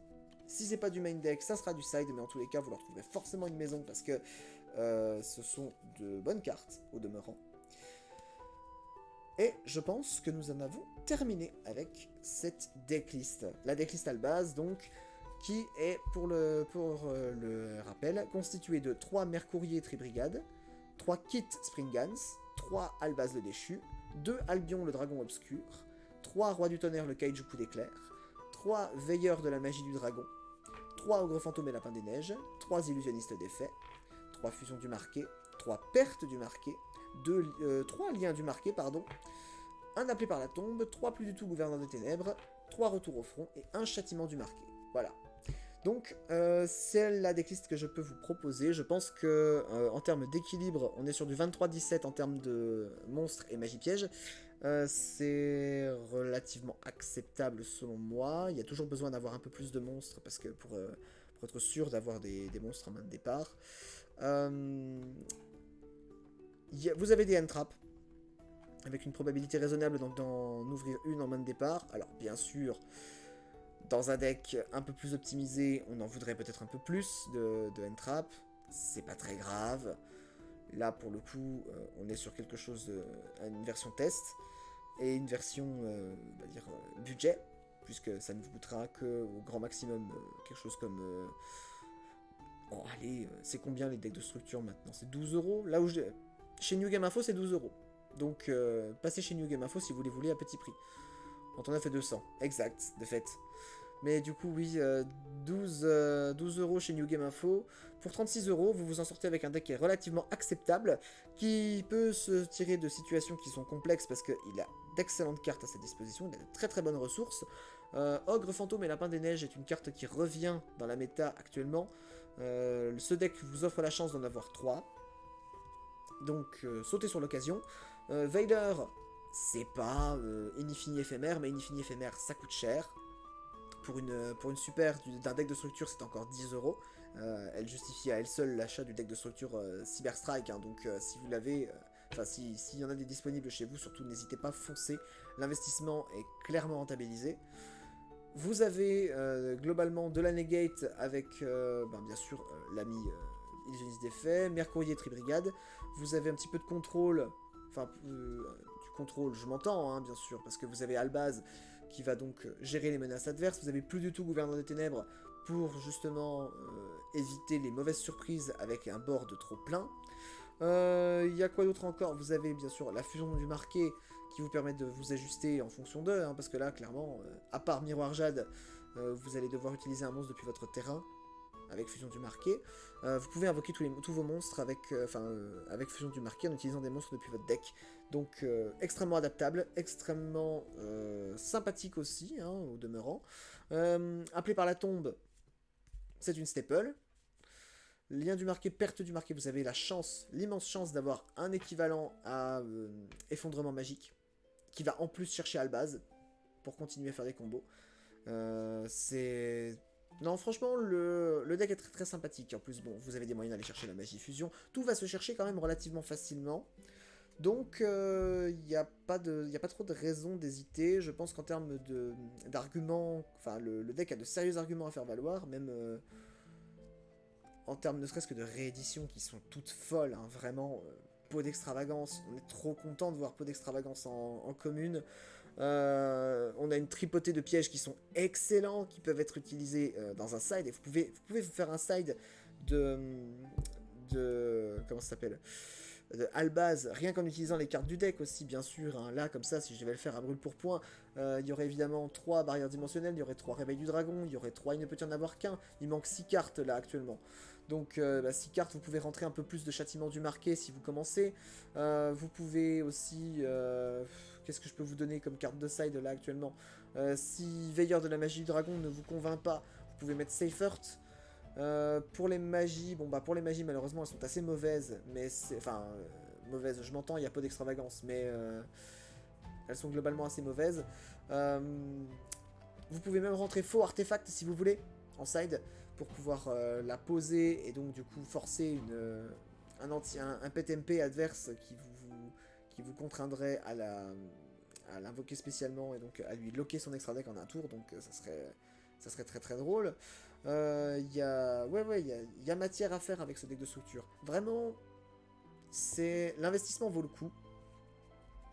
Je rappelle que sur le stand de New Game Info, lors du salon qui aura lieu demain, on regrette Prison du Dragon de Glace. Évidemment, on regrette Prison du Dragon de Glace. Point d'avertissement, c'est très bien, mais Prison, c'était meilleur. Tant pis, qu'est-ce que tu veux, hein. J'imagine qu'on peut pas tout avoir. Et puis, donc sur le stand de New Game Info, seront en vente ces decks de structure.